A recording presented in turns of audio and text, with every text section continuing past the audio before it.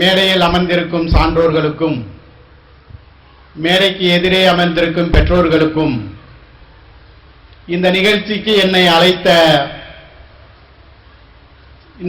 இந்த பள்ளியினுடைய தலைமை ஆசிரியர் அவர்களுக்கும் பாதம் பணிந்து உங்களோடு சிறிது நேரம் உரையாற்ற ஆசைப்படுகின்றேன்.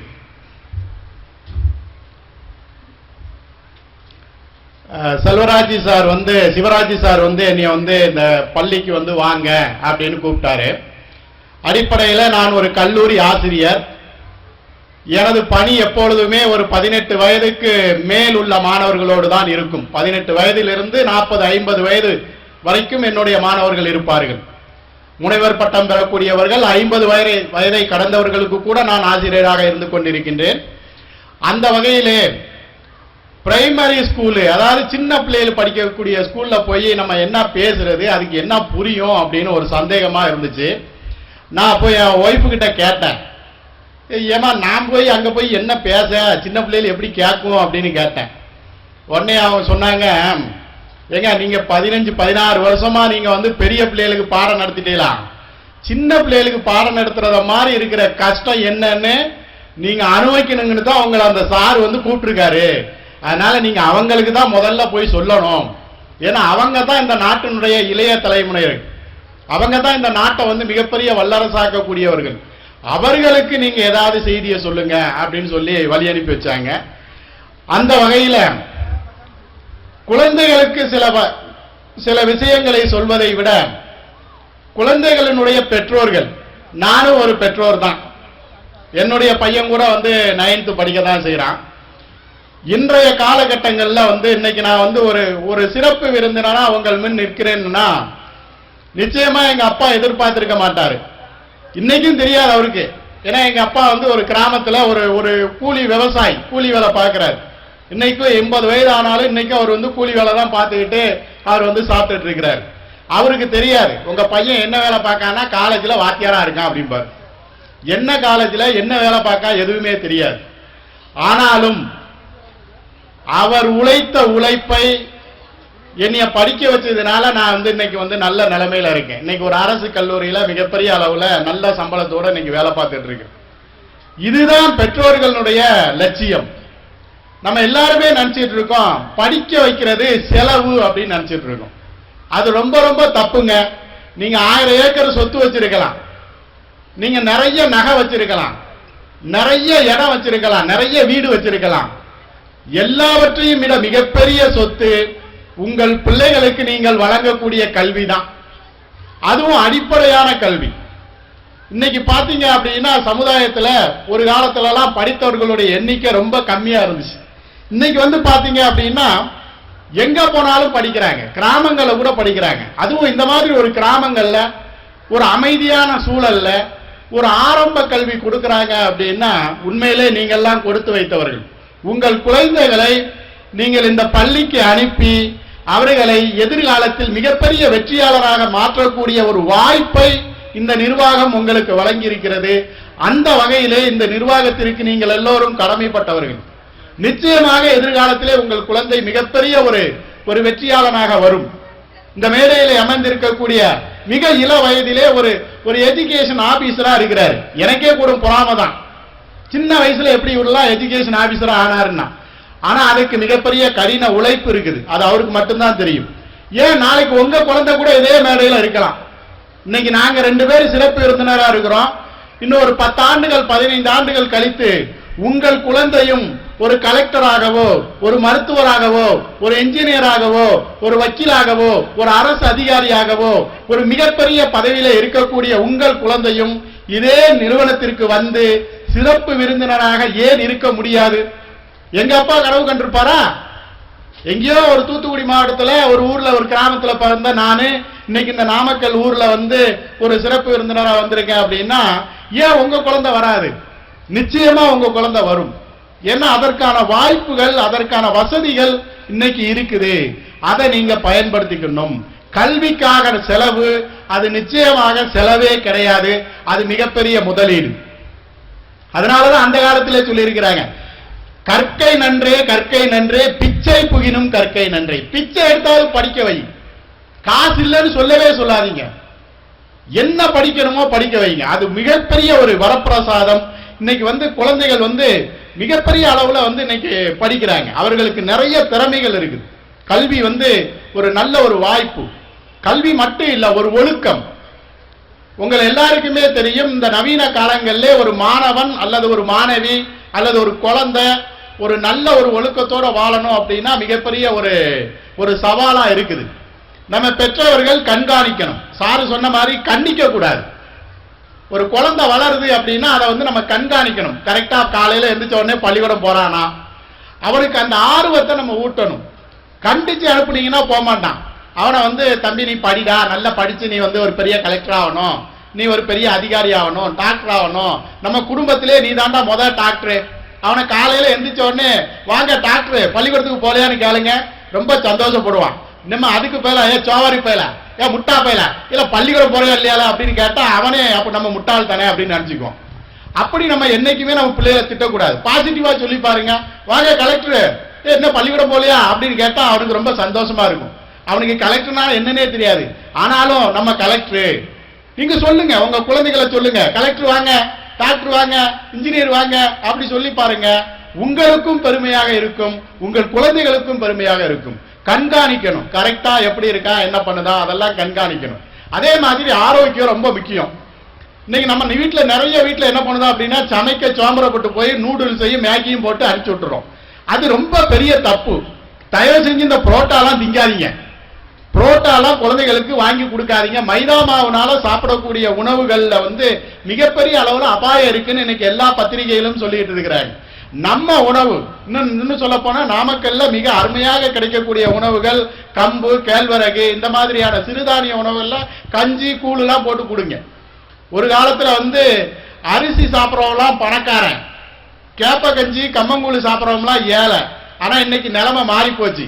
அரிசி சாப்பிட்றவங்க பூரா இப்ப யாரு இன்னைக்கு ஏழை, கம்பு கூழு சாப்பிட்றவங்க பூரா பணக்காரன்.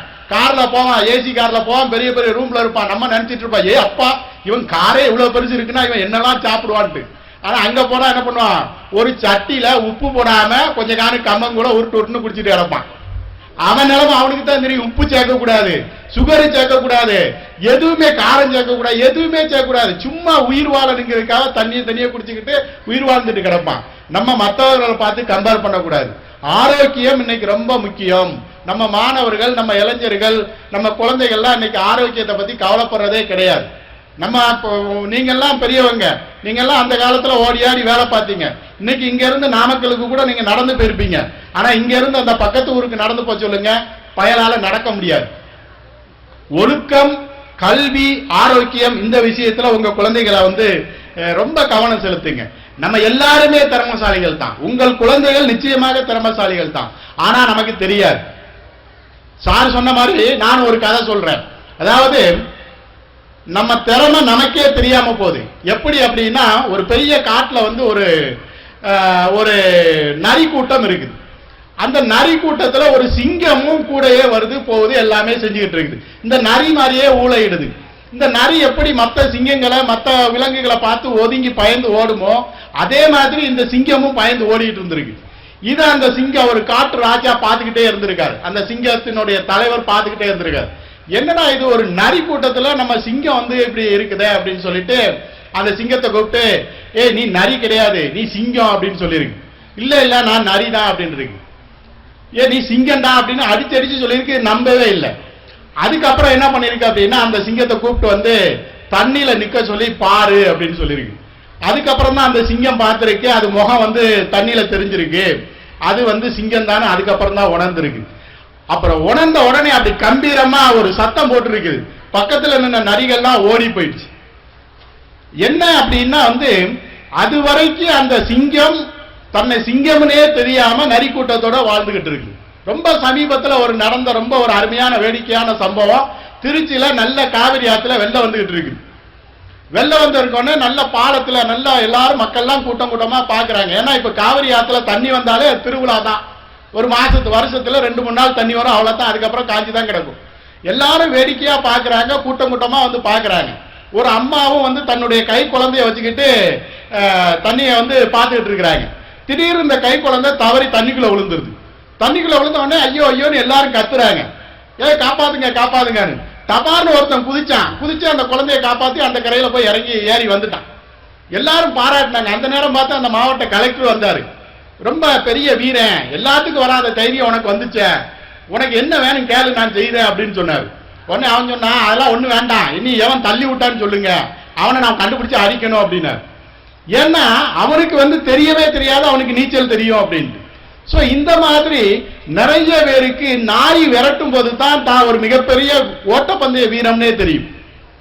காலு கடுக்க ஓடுவான், காலு பின்னங்கால் படத்தில் அடிக்க ஓடுவான். அப்பதான் தெரியும், அப்பா நம்ம எவ்வளவு பெரிய ஓட்டக்காரன் அப்படின்னு தெரியும். சோ நம்மளுடைய திறமைகள், நம்மளுடைய குழந்தைகளுடைய திறமைகள் நமக்கு பெரும்பாலும் தெரிவதில்லை. எந்த வகையிலுமே உங்க பிள்ளைகளை திட்டாதீங்க. ஒரு தப்பு பண்ணிட்டானா, வயசு சின்ன குழந்தைனா தப்பு தான் பண்ணும், ஏன்னா விளையாட போவாத, நம்ம விளையாடவே விடுறது கிடையாது. ஏன்னா அங்க போய் பேசாத, ஏதாவது ஒரு சேட்டை பண்ணான்னா சேட்டை பண்ணினா தான் புள்ள, சேட்டையே பண்ணலன்னு வச்சுக்காங்க. உங்க பிள்ளை காலையில எழுந்திரிச்ச உடனே அது பாட்டில் உட்கார்ந்து இருக்கு, சோத்தை கொடுக்குறீங்க, அது பாட்டில் திங்கு, சட்டையை போடுது, பள்ளிக்கூடம் வருது, திரும்ப வருது, படிக்குது அப்படின்னா அதுக்கு பேர் பொம்மை அல்லது மிஷினு இல்லையா? எதையாவது கொடுத்தா அது உடைக்கணும், உடைச்சாதான் அதுக்கு பேர் பிள்ளை. அதனால நீங்க வந்து வருத்தப்பட, அதுக்காக உங்க வீட்டு டிவியை உடைக்க சொல்லி பெர்மிட் பண்ணாதீங்க. அதுக்கு ஒரு லிமிட் இருக்கு, அதை கண்காணிக்கணும். எதை உடைக்கிறான், உடைச்சானா நீங்க தம்பி இதை உடைச்சிட்டல, இதை மாட்டி வையம் பார்க்கணும்னு சொல்லுங்க, அழகா மாட்டி போடுவான். நிறைய பேருக்கு டிவி எப்படி ரிப்பேர் பண்ணணும், செல்போன் வாங்கிட்டு வரோம், செல்போன் நமக்கு தெரியாது. நானே செல்போன் வச்சிருக்கேன், எனக்கு ஒன்றும் தெரியாது. பையன் கொடுத்தா அவன் அழகா செஞ்சு காமிப்பான். அவனுக்கு எப்படி இருக்கு, சின்ன குழந்தைகளுக்கு அறிவு திறமை ஜாஸ்தி, அதை நம்ம ஒத்துக்கிறதே கிடையாது. அவன் ஏதாவது பண்ணானா அதிக பரிசுத்தனமா பண்ணால போய் படில அப்படிங்கிறது. படிக்கிறது மட்டுமே ஒரு குழந்தைக்கு வேலை கிடையாது, அவனை சுயமா சிந்திக்க விடணும். கேள்வி கேட்பான், ஏப்பா ஏரோப்ளேன் மேல பறக்கு, தண்ணிக்குள்ள ஏன் பறக்காது அப்படின்னா உடனே படுகல ஒரு அரைஞ்சியல படில அப்படின்றோம். ஏன்னா நமக்கு சொல்ல தெரியாது. நல்ல கேள்வி கேட்கான, அறிவுபூர்வமா கேட்கான. சில பேர் யோசிப்பான், யார் எப்பா நம்ம இப்ப படுத்து கிடக்கல தம்முன்னு நம்ம வீட்டு மாடியில விழுந்துட்டுனா என்னப்பா செய்வா அப்படி, நானப்ப அரசு குடும்பமா பேசாயல போல அப்படின்னு சொல்லுவோம். அவன் யோசிக்கான், நமக்கு பதில் சொல்ல தெரியல. குழந்தைகளே சுயமா சிந்திக்க விடுங்க. அவன் சிந்திக்கத்தான் அவனா தன்னம் போல அவன் யோசித்து பெரிய பெரிய விஷயங்கள் எல்லாம் செய்யுமா. பெற்றோர்கள் அதை அனுமதிக்கணும். அது மட்டும் இல்லை, இன்னைக்கு பாத்தீங்க அப்படின்னா நம்ம பெற்றோர்கள் ஒரு பெரிய தப்பு பண்ணிக்கிட்டு இருக்கோம். சாயங்காலம் ஆனா அன்னைக்கு வந்து நம்ம வந்து எல்லாருமே வந்து சீரியல் பார்க்கணும் அப்படிங்கிறதுல, பிள்ளைகள் படிக்கிறதுல வந்து கவனம் செலுத்துறே கிடையாது. நிறைய குழந்தைகள் 10ஆம் 12ஆம் பரீட்சைக்கு படிச்சுட்டு இருக்காங்க. என்னைக்காவது நம்ம சீரியல் பார்க்கறத விட்டுருக்கோமா? நீ படிக்கிறதா இருந்தா காட்டுல போய் படி, நாங்க டிவி பார்க்கணும் அப்படின்றோம். தயவு செய்து நீங்க குடும்பத்தோட உட்கார்ந்து டிவி பார்க்கறத கொஞ்சம் அவாய்ட் பண்ணிக்கணும். குடும்பத்தோட உட்கார்ந்துருக்கும், மொத்த குடும்பமே அங்கதான் உட்கார்ந்து இருக்கும்.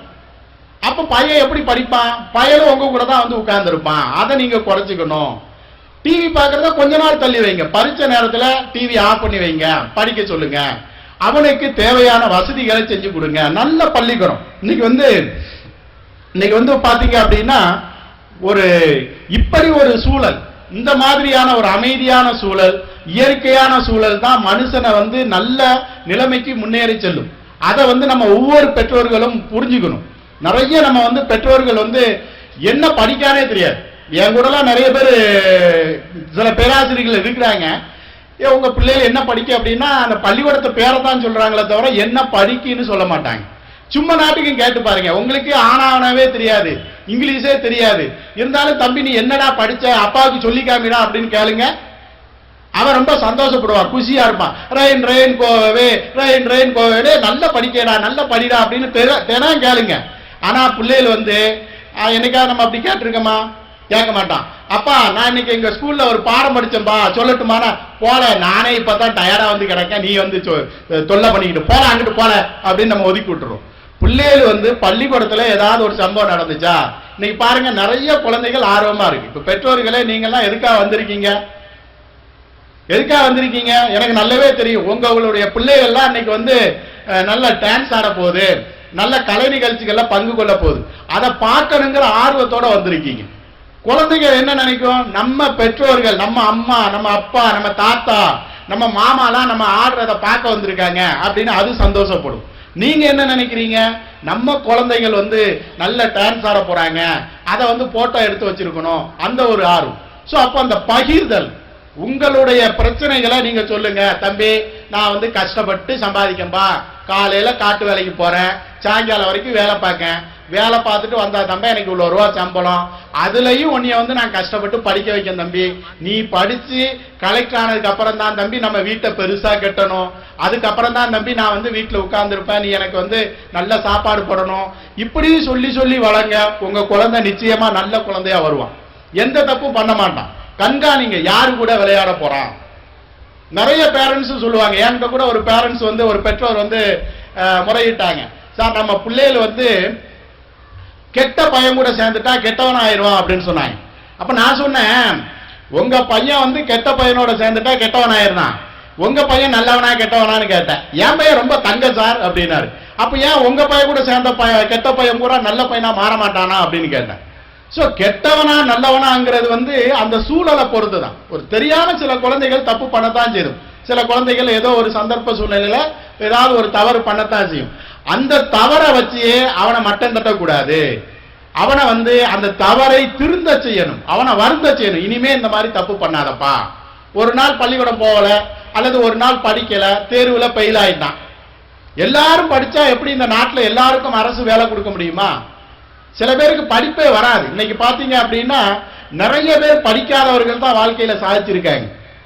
அப்போ அந்த படிப்பே வரல அப்படிங்கிற அந்த குழந்தைய வந்து நீ படிக்கிறதுக்கே லாக்கி கிடையாது, உனக்கு பீஸ் கட்டுறதே வேஸ்ட், உனக்கு பீஸ் கட்டுறதுக்கு பதிலாக 4 எரும மாடை வாங்கினா டெய்லி 40 லிட்டர் பாலாவது கறந்திருப்பேன், அப்படியெல்லாம் தயவு செஞ்சு சொல்லாதீங்க. கல்வி என்பது வேலைக்கு பெறுவதற்கான ஒரு துருப்பு சீட்டு மட்டும் கிடையாது. படிச்சுதான் வேலைக்கு போகணும் அப்படிங்கிறத விட கல்விங்கிறது வந்து ஒரு உலக விஷயத்தை தெரிஞ்சுக்கணும். இன்னைக்கு வந்து ஒரு பேப்பர் படிச்சு ஒரு உலக விஷயத்தை தெரிஞ்சுக்கணும், எழுத படிக்க தெரியணும். அப்ப எழுத படிக்க தெரியணும்னா எங்க போகணும்? பள்ளிக்கூடத்துக்கு தான் வரணும். இன்னைக்கு நம்ம நாட்டில் வந்து பாத்தீங்க அப்படின்னா ஒரு காலத்துல வந்து படித்தவர்களுடைய எண்ணிக்கை மிக மிக குறைவு. ஆனா இன்னைக்கு வந்து பெரும்பாலான மக்கள் கிராமப்புறங்களிலும் இருந்து சரி, நகரப்புறங்களா இருந்தாலும் சரி, ஏழையா இருந்தாலும் சரி, பணக்காரனா இருந்தாலும் சரி, கண்டிப்பாக தன்னுடைய குழந்தையை படிக்க வைக்க வேண்டும் அப்படிங்கிற ஒரு எண்ணத்துல தான் இன்னைக்கு எல்லாருமே இருக்கிறோம். யாராவது ஒருத்தர் சொல்லுங்க பாக்க, இந்த பெற்றோர்ல வந்து என் பிள்ளையெல்லாம் நான் படிக்க வைக்கணும்னு ஆசைப்படல, எனக்கு ஏகப்பட்ட சொத்து இருக்குது, அதை பார்த்தாலே அவன் 7 தலைமுறைக்கு பொழைச்சுக்குவான் அப்படின்னு யாராவது ஒரு பேரண்ட்ஸ் சொல்லுங்க பாக்கும். எத்தனை கோடி சொத்து இருந்தாலும் சரி, ஒத்த ரூபாய்க்கு வருமானம் இல்லைனாலும் சரி, நம்ம குழந்தைய படிக்க வைக்கிறோம். ஏன் படிக்க வைக்கிறோம்? இந்த உலகத்துல படித்தவர்கள் மட்டும்தான் மனிதனாக மதிக்கப்படுகிறார்கள். படிக்காதவன மனுஷனாவே நம்ம சொல்றது கிடையாது. அவனை வந்து ஒரு புழுவை ஒரு பாக்குற மாதிரி பாக்குறோம், ஒரு அற்பனை பாக்குற மாதிரி பாக்குறோம். அப்ப படித்தவர்களால் மட்டும்தான் இனி வரும் காலங்கள்ல இந்த உலகத்துல வாழ முடியும். அப்படி உங்கள் குழந்தைகளும் வாழ வேண்டும் என்றால் கண்டிப்பாக படிக்க வைக்க வேண்டும். அதுவும் இன்றைக்கு ஆங்கில வழி கல்வி என்பது மிகவும் அவசியம். எங்களை போன்ற அரசு அதிகாரிகள்லாம் நாங்கெல்லாம் சொல்லுவோம், மேடையில பேசுவோம், தமிழ் தமிழ் வாழ்க, தமிழ் வாழ்க. தமிழ் தேவைதான், நம்ம எல்லாம் தமிழ்நாட்டில் பிறந்திருக்கோம், தமிழ் வந்து ரொம்ப ரொம்ப தேவை. எல்லாருக்குமே நமக்கு தாய்மொழி தமிழ் தெரியணும். ஆனால் தமிழை மட்டுமே வைத்துக் கொண்டு இந்த உலகத்தில் எங்கேயுமே எதையுமே செய்ய முடியாது.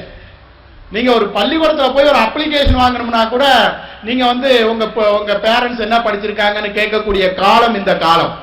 சில கல்லூரிகளிலே சில பள்ளிகளிலே பெற்றோர்கள் படித்திருந்தால் மட்டும்தான் தங்களுடைய பிள்ளைகளையே சேர்த்துக் கொள்வார்கள். அந்த சூழ்நிலையில இருக்கிறோம். அப்போ ஆங்கிலம் என்பது மிக மிக அவசியம். ஆங்கில பள்ளிகளிலே, இந்த மாதிரி தனியார் பள்ளிகளிலே நீங்கள் உங்கள் குழந்தைகளை சேர்த்து படிக்க வைக்கின்ற பொழுது அவர்களுடைய ஆங்கில அறிவு மேம்படும். ஒரு ஆங்கிலத்துல வந்து பேசுறான்னு வச்சுக்காங்க, sir may come in sir, excuse me sir அப்படின்னா எஸ் கமின் அப்படிமா, வரட்டுமா அப்படின்னா போடா அப்படின்னு வரட்டுவாங்க. ஒரு அலுவலகத்துக்கு போறீங்க, ஒரு அலுவலகத்துல போய் ஒரு பேண்ட் சட்டை போட்டு டிப்டாப்பா போனேன் என்ன சொல்லுவாங்க, படிச்சவன்பா, அவன் ஏதோ வந்திருக்கான், அவனுக்கு ஏதோ செய்யுங்க அப்படிமா. ஒரு கிராமப்புறத்தா மாதிரி போனா அவனை வந்து நம்ம வந்து மதிக்கிறது கிடையாது. சோ ஆங்கில அறிவு ரொம்ப ரொம்ப முக்கியம். உங்கள் குழந்தைகளை ஆங்கிலத்தை மிகவும் நன்றாக கற்க வைப்பதற்கான பயிற்சியை கொடுங்க. உங்களுக்கு தான் தெரியல அல்லது நமக்கு தான் தெரியல, அப்படி கூட வச்சுக்கலாம். ஆங்கிலம் வந்து நமக்கு தான் படிக்க முடியல, ஆனா இன்னைக்கு வந்து ஆங்கிலத்தை நீங்களும் படிச்சுக்கலாம். நீங்களும் உங்க பிள்ளைகிட்ட கேட்க, எப்ப அப்பாவை எப்படா கூப்பிடணும், அப்பாவை டேடின்னு கூப்பிடணும், ரைட் வெரி குட், என்ன நாளையில இருந்து டேடின்னு கூப்பிடு, அவங்க கூப்பிடா ஏ டேடியோ அப்படிமா, ரொம்ப சந்தோஷப்படுங்க. ரொம்ப சந்தோஷப்படுங்க. ஏன்னா அந்த நம்ம பரம்பரையில அவன் தான் முதல்ல நம்மளை பார்த்து இங்கிலீஷ்ல டேடின்னு கூப்பிட்டுருக்கான். அது எவ்வளவு பெரிய விஷயம் தெரியுமா? அப்ப அவனுடைய பிள்ளை எப்படி கூப்பிட அவனுடைய பிள்ளை அவனுக்கு தமிழே தெரியாம போயிடலாம். சோ ஆங்கில வழி கல்வியை நன்றாக சொல்லிக் கொடுங்க, அதை பயிற்சி கொடுங்க. டெய்லி உங்க பிள்ளைகிட்ட அப்பா ஒரு இங்கிலீஷ்ல ஒரு வார்த்தை சொல்ல, அப்பா ஒரு வார்த்தை இங்கிலீஷ்ல பாராட்டேன், தேங்க்யூ டேடின்னு சொல்லு அப்படின்னு சொல்லி கொடுங்க, வெல்கம் டேடி சொல்லி கொடுங்க, மே கம்மின்னு சொல்லி கொடுங்க. இந்த மாதிரி சின்ன சின்ன வார்த்தைகள்லாம் எனக்கு சொல்லித்தாப்பா, நானும் அவங்க கூட சேர்ந்து கத்துக்கிடுதேன் அப்படின்னு அவங்கள்ட்ட பேசினீங்கன்னு வச்சுக்காங்களேன், அவன் தன்னை போல கத்துக்குவான். ஆங்கிலம் என்பது ஏதோ வராத மொழி அல்லது அது ஒரு அந்நிய மொழியாக நம்ம எல்லாருமே நினைச்சிட்டு இருக்கிறதுனாலதான் நம்மளால ஆங்கிலத்தை கத்துக்க முடியல. இன்னைக்கு ஆங்கிலம் கத்துக்கட்டவர்கள் மட்டும்தான் இந்த உலகத்துல எல்லா வகையான வேலைகளையும் பெறுகிறார்கள். தமிழால் மட்டுமே நாம் ஒன்றும் வாழ முடியாது. இன்னைக்கு கூட நீங்க பார்க்கலாம், சென்னை போன்ற பெருநகரங்களிலே எல்லா மாநிலத்தையும் சேர்ந்த மக்களும் இருப்பாங்க, எல்லா மாநிலத்தையும் சேர்ந்தவங்களும் இருப்பாங்க. ரொம்ப சொல்ல போனா நம்ம ஊர்ல குழி தோன்றது, கேபிள் குழி தோன்றது கூட வேற மாநிலத்துல இருந்து தான் வந்திருக்கிறாங்க. அவங்க எல்லாம் நம்ம மொழியை கத்துக்கிறாங்க. கேரளால இருந்து வராங்க மலையாளிகள், அவங்க நம்ம மொழியை கத்துக்கிறாங்க. ஆந்திராவில இருந்து வர தெலுங்கர்கள் அவங்க நம்ம மொழியை கத்துக்கிறாங்க. ஏன் மகாராஷ்டிரால இருந்து வரக்கூடிய ஹிந்திக்காரங்க கத்துக்கிறாங்க. குஜராத்ல இருந்து வர மார்வாடி இங்க கடையை போட்டு வியாபாரம் பண்ணி அவன் நம்ம மொழியை கத்துக்கிறான். ஆனா நமக்கு எந்த மொழியுமே தெரியாம குண்டு சட்டிக்குள்ளே குதிரை ஓட்டிக்கிட்டு கிடக்கிறோம். நம்மளுடைய குழந்தைகளையாவது ஆங்கில வழியில் படிக்க வைத்து அவர்களை சிறந்த ஆங்கில ஒரு புலமை மிக்கவர்களாக மாற்றுவதற்கு இந்த வாய்ப்பை, இப்படிப்பட்ட ஒரு நல்ல பள்ளியை நீங்கள் பயன்படுத்திக் கொள்ள வேண்டும். கிராமப்புறங்களிலே இப்படியான வாய்ப்புகள் எல்லாம் கிடைப்பது மிகவும் அரிது. நீங்க ஒரு நல்ல ஸ்கூலுக்கு போகணும் அப்படின்னா நாமக்கல் போகணும், போயிட்டு வர்றதுக்கே உங்களுக்கு ஒரு 1/2 மணி நேரம் 1 மணி நேரம் ஆயிரும். ஆனா உங்கள் கிராமத்து அருகாமையில், உங்கள் வீட்டுக்கு அருகாமையிலே ஒரு பள்ளி அமைந்திருக்கிறது. ஏன் உங்க குழந்தைய இங்க சேர்த்து நல்ல ஒரு கல்வியாளராக, நல்ல ஒரு மாணவனாக வருவதற்கு ஏன் நீங்கள் முயற்சிக்க கூடாது? இன்னும் நீங்கள் உங்களுடைய குழந்தைகளை சேருங்கள். உங்க சொந்தக்கார பிள்ளைகளுக்கு சொல்லுங்க, அவங்க நல்ல பள்ளிக்கூடத்துல போய் படிக்க வைப்பா, இங்கிலீஷ்ல படிக்க வை, அப்பதான் அவன் நாளைக்கு வாழ்க்கையில பெரிய ஆள் ஆவான், அவனை இந்த ஸ்கூல்ல சேருங்க அப்படியே சொல்லி உங்கள் சொந்தக்காரர்களையும் உங்கள் உறவினர்களையும் இந்த பள்ளியிலே படிக்க வைத்து நீங்கள் பெற்ற பயனை இந்த கிராம மக்கள் அனைவருமே பெற வேண்டும் என்று உங்களுக்காக நான் கேட்டுக்கொள்கிறேன். அதற்காகத்தான் இந்த நிர்வாகமும் தன்னுடைய முழு முயற்சியும் எடுத்து இப்படி ஒரு நல்ல நிகழ்ச்சியை செய்து கொண்டிருக்கிறார்கள். ஏனென்றால் இந்த மாதிரியான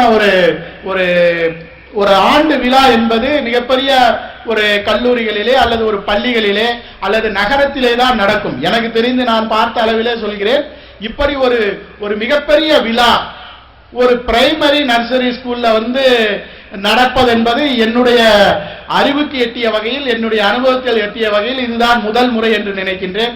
அந்த வகையிலே இந்த கிராமத்தை சேர்ந்த அத்தனை பெரியோர்களும் பெற்றோர்களும் பெருந்திரளாக காத்து கொண்டிருக்கிறீர்கள். இப்ப நாங்கெல்லாம் திருச்சியில பாத்தீங்க அப்படின்னா பெரிய பெரிய ஸ்கூல்ல பெரிய பெரிய சினிமா நடிகரெல்லாம் கூட்டிட்டு வருவாங்க.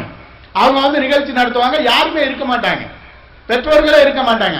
ஆனா நீங்க இவ்வளவு கூட்டம் பெற்றோர்கள் உட்கார்ந்துருக்கீங்க அப்படின்னா உண்மையிலே நீங்கள் இந்த பள்ளியின் மீது வைத்திருக்கக்கூடிய நம்பிக்கை, இந்த பள்ளி உங்கள் மீது வைத்திருக்கிற நம்பிக்கை, அதனுடைய வெளிப்பாடுதான் இத்தனை பேரும் உங்களுடைய வேலைகளை எல்லாம் விட்டுவிட்டு இந்த பள்ளிக்கு ஏதோ ஒரு ஆண்டு விழா என்று சொல்லி இருக்கிறார்கள். நம்மளது குழந்தை, நம்முடைய குழந்தை ஏதோ ஒரு நிகழ்ச்சியிலே கலந்து கொள்ள இருக்கிறது, அதை கண்டுகளிப்போம் என்று வந்திருக்கிறீர்கள். இந்த அரிய சந்தர்ப்பத்தில் உங்களிடம் சில கருத்துக்களை எனக்கு சொல்ல வாய்ப்பு கொடுத்தமைக்காக மீண்டும் ஒரு முறை இந்த நிர்வாகத்தினருக்கு நன்றியை தெரிவித்துக் கொண்டு என்னுடைய சிற்றுரையை முடித்துக் கொள்கிறேன். நன்றி.